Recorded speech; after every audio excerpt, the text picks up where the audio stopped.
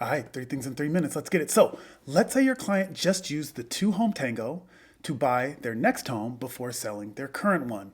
And a few months later, that old home, the departing residence, sells, and the equity has just landed in their bank account. Now what?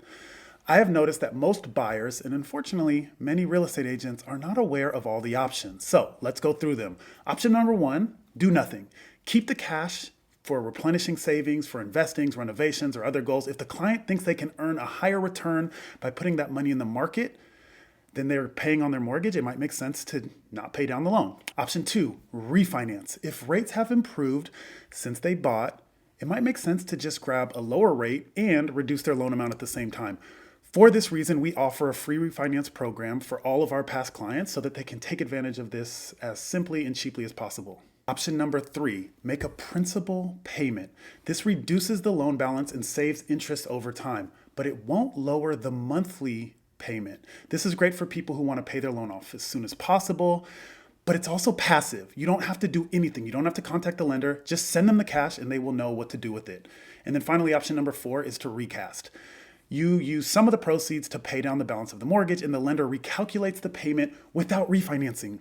It gives the borrower a lower monthly obligation, but this is active. It means you have to reach out to the lender to request a recast. They typically charge about $100, and then they walk you through that process. The point is this: buying before selling doesn't just help your clients have a more competitive and a more convenient process. It also helps them get the home they want, and it gives them options after they sell too. Helping them understand those options is how you become more than just the agent. It's how you become their trusted advisor. All right, on to the next thing. I just have to share something with you guys. I've noticed something that I think explains why some real estate folks become unforgettable, why they're super memorable online, while others just blend together. It's contradiction. The real estate agent and mortgage folks that people remember aren't one-dimensional. They're the luxury agent who's obsessed with Costco. They're the hyper-feminine mom who loves camping and whiskey. They're the intimidating mortgage broker who writes poetry. It's not just one thing. Most people think they need to fit neatly into a single box so that their brand is clear. I actually think the opposite is true. If you are making content, social media, writing emails, LinkedIn, whatever, this is your sign to be more iconic by sharing those contradictions. The little contradictions make you memorable, they make you human, and they give people something to connect with. Because people forget polished, but they remember interesting. Finally, mortgage rates. The Fed meets this week, and for the first time in years, it's actually unclear what they'll do.